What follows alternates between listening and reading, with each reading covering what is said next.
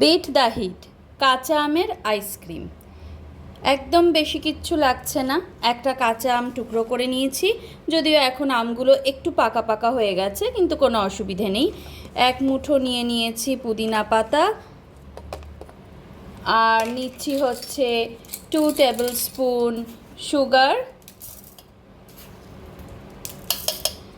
নিচ্ছি হচ্ছে একটু চাট মশলা যার যার স্বাদ অনুযায়ী, রোস্টেড কিউমিন পাউডার আমার কড়াই থাকে সব সময় বলেছি।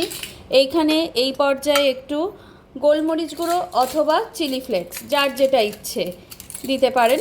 আমি একটুখানি হাফ টিএসপি মতো দিলাম হচ্ছে গোলমরিচ গুঁড়ো, আর দিচ্ছি অর্ধেকের একটু বেশি পাতিলেবুর রস।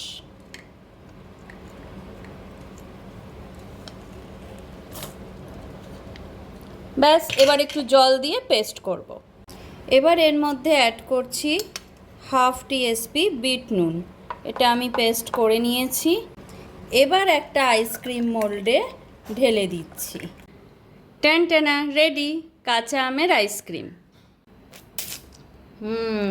ইয়াম্মি।